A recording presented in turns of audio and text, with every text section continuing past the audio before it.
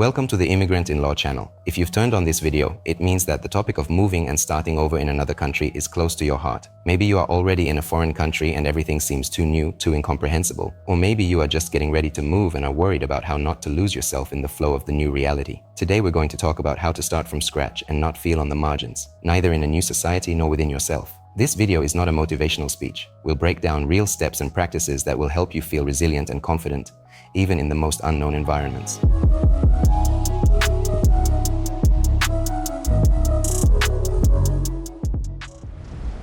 Perhaps the most painful thought that many people have after moving is, I am a stranger here. Alien language, alien culture, alien habits, even the weather is unfamiliar. And gradually it begins to seem that you are just a guest, like you have to apologize for being here, that you should be quiet, inconspicuous, out of the way. But let me be honest, this feeling is an illusion. From the country's point of view, you are a full-fledged resident, regardless of accent, citizenship, or length of stay. You are part of a social environment. You have the right to take up space, to participate, to fit in, to change things around. Being new does not mean you are superfluous. Different accents, different traditions, different experiences. This is not a reason for distance, but on the contrary, the basis for a lively modern society. Many people think, when I learn a language, then I will speak it. Or, when I get a permanent residence permit, then I will feel inside. But the truth is that the feeling of belonging does not appear automatically. It is formed by you yourself, from the first day. Even if there is fear, uncertainty, confusion inside, it does not cancel your right to be a part of the country, not a beggar, not on the sidelines, but an active participant. The point of entry is not in the documents,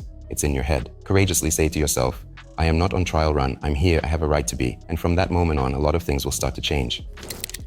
Immigration almost always begins with the loss of familiar control. You don't know how the system works, you don't understand at what stage your documents will be approved, you're not sure when you'll be able to find a job in your specialty. And this state of uncertainty grinds down you from the inside. It seems that everything depends on external factors, on immigration services, on the market, on random decisions. And it is at this point, it is important to ask yourself the question, what can I really control right now? The answer is simple. You can control your reaction, your commitment, your daily choice to give up or move forward, even if it's a small step. You can't change the laws right away, but you can start learning the language, even for 10 minutes a day. You can't fit into the job market in one day, but you can adapt your resume to local standards. You can't speed up the queue at immigration, but you can enroll in a free course or take online training in your field. Every action is a brick. Even if the outcome seems far away, you are already building it. Focus on where you have influence.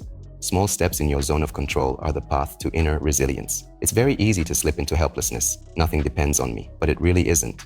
You have power, and the more often you use it, even in small things, the faster the feeling of standing on the sidelines disappears. Every day gives you a choice, react or act, and even one initiative, one decision made. It is already a way to get out of the state of on the margins.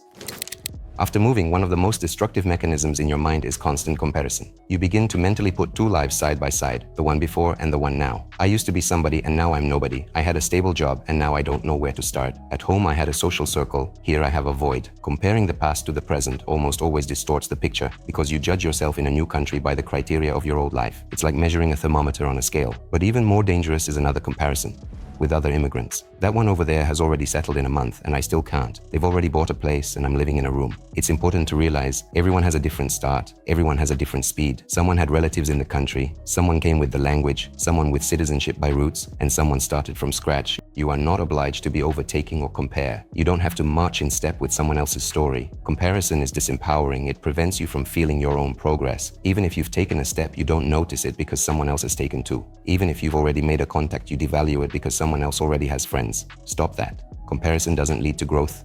It leads to burnout, to low self-esteem, to guilt. Your path is unique and it is valuable by itself. Celebrate your progress, even if it seems modest. It's not a race. It's not a contest. This is your life and you walk through it at your own pace. When you find yourself in a new country, you lose not only your familiarity, but also your sense of belonging. Everything seems foreign. The streets, the stores, the faces, and it feels like you're in a glass capsule. You seem to be close to life, but not in it. To get out of this state, you need backbones in reality. And they're not always where you expect them to be. They can be not the friends, not a stable job, not a citizenship. Sometimes the backbone is the same road to the subway, or the familiar sales clerk who smiles at you in the morning, or the cat that lies in the same driveway every day, or the cup of coffee in the same place that makes you feel calm. Small repetitions create a sense of stability, and stability gives you a sense of security. And even if you don't have a close circle yet, you already have threads that connect you to that environment. Sometimes these threads are thin, sometimes almost imperceptible, but it is from them that a new environment, your own, is gradually forming. You should not wait for someone to include you in society. Go slow, say hello to your neighbor, thank the bus driver, participate in a yard cleanup, or go to a local event, even if it's just to watch. Every interaction, even the briefest, is an anchor. Every repetition, every recognition is a step toward feeling, I am not an observer, I am part of this life. When you notice these moments, don't devalue them. They are more important than they seem, because it is from them that a sense of home is built. When you move to another country, work is perceived first of all as a way of survival. Paying for housing, food, transportation, everything is expensive, especially at first. And if you were a professional in your field, and now you have to work temporarily outside your specialty, you may feel like you've given up, that you've regressed.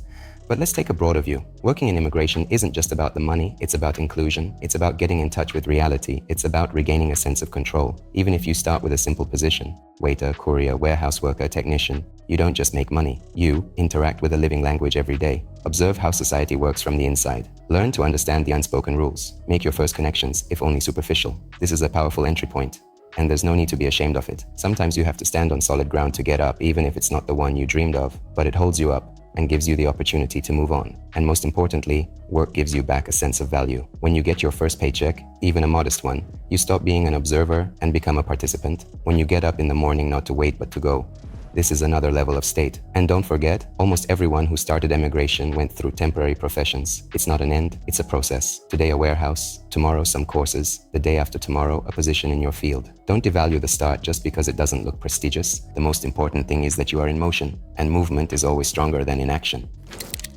One of the main obstacles after moving is the language.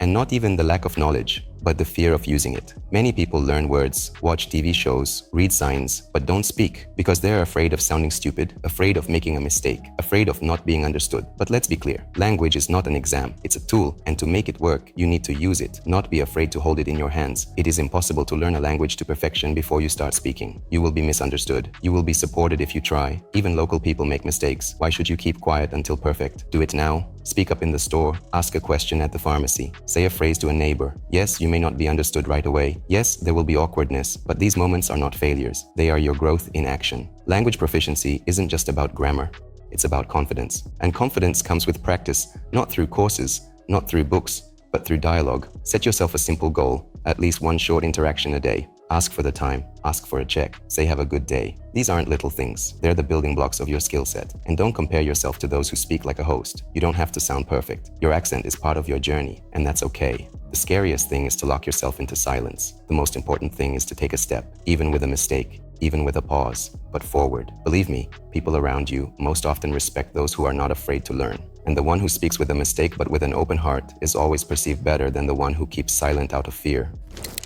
When you move to another country, especially in the first year, everything inside you is drawn to the familiar. You want to hear your native language, eat like home, socialize with those who understand you without too many words. This is natural. The ethnic community often becomes the first support. It helps you find accommodation, sort out documents, get advice. But over time, there is a risk of turning this temporary support into a boundary beyond which you do not go. What happens next? You live in your neighborhood for years, communicating only with people who speak your language. You don't practice the local language. You don't absorb the local culture. Yes, it seems comfortable, but the paradox is that the feeling that you are an alien only increases. You are still an outsider, but now by choice. You don't have to cut ties with your community, but it is important not to limit yourself to it. Integration is not about giving up on yourself. It's about widening the circle. It's about being a part of different worlds without losing your roots. How do you take the first step? Start by participating in local events, even just as a spectator. Enroll in free clubs or courses with people of different nationalities. Visit public spaces, libraries, cultural centers, city exhibitions. Become a volunteer. It's an incredibly powerful way to embed yourself in society and feel needed. And most importantly, keep an open mind. Don't dwell on the thoughts. I won't be understood. I don't belong there. You belong everywhere if you come with interest and respect. Each new contact is a step from the inner isolator into a living, multifaceted world. And it is there, at these crossroads of cultures, that a real sense of belonging begins. In emigration, it's very easy to start getting angry with yourself. Why haven't I learned the language yet? Why are others already working and I'm still at the start? Why do I get tired of simple things like I'm 90 years old? Know this, there's nothing strange about it. Moving to another country isn't just a change of location. It's a profound psychological shift. You're not just living in a new city, you learn to live again, in a different rhythm, with a different language, with different rules. It requires a colossal internal resource. And if it's hard for you, it's not because you can't cope, but because you are doing a huge job which is not always visible from the outside. Being patient with yourself is not weakness. It's maturity. It's realizing that everything won't happen in 1 month. That adaptation is not a linear process. Today you feel confident and tomorrow you can't bring yourself to leave the house. That's normal. Allow yourself to be unaware, to be tired, to pause, and not compare yourself to other people's successes. If you took even one step today, that's enough. One language lesson, one application submitted, one contact. This is not a small thing. It's part of your recovery system. Your life has changed and you are rebuilding, not according to a plan, not on a schedule, but at your own pace. Give yourself permission to not be productive 24/7. Make a room for error, because you don't have to be strong every day. And most importantly, don't forget to notice what you've already accomplished, even if it's not yet noticeable from the outside. There is one thought that prevents thousands of immigrants from adapting. I have to manage on my own. As if asking for help is a weakness. As if, once you've made up your mind to move, now you don't have the right to not pull through. But the truth is different.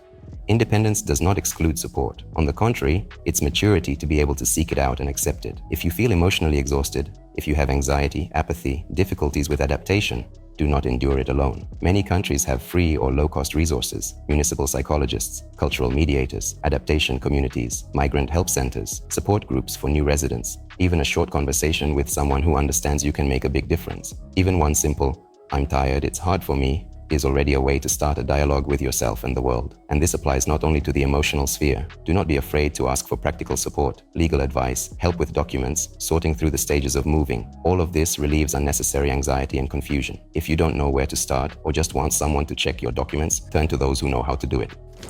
We have outlined 9 key steps that will help you not to feel on the sidelines in a new country. 9 guidelines, not multi-purpose recipes, but points of support. Each of them is about regaining the inner feeling. I am not lost, I am here, and I have the right to be. Let's briefly remind ourselves what really matters. You are not a stranger. You have every right to a place in your new community. You have a zone of influence. Taking small steps every day is already a movement. Your path does not have to be the same as someone else's. Don't compare. The real backbone is in routine, in repetitive little things, in simple interactions. Work isn't just a paycheck. It's inclusion, rhythm, sustainability. Language is not about being infallible. It's about daring to speak. Ethnicity is a support, but not a boundary. Expand your circle. Fatigue is not a sign of weakness. You are doing a tremendous job. And finally, you don't have to go it alone. Support exists. You can seek it out and accept it. Living in a new country is always a process. Not everything will work out right away, and that's okay. But step by step, you are building a new reality where you don't have to be afraid, ashamed, compared, or pretend. Where you can be yourself to evolve, make mistakes, move forward. If you are just planning to immigrate, leave a request for a free consultation with Immigrant in Law lawyers. We will choose the best relocation strategy for you, prepare all the necessary documents, explain in detail the nuances of the law, and answer all your questions. We will analyze your case, your goals, your situation, without templates. Want to learn more or start the process today? Contact us. All contacts are listed in the description below this video. We're here to help you take a confident step toward a new life. Give us a like, subscribe to the channel, and ask your questions in the comments. I will be happy to answer them. Discover the world of opportunities with Immigrant in Law.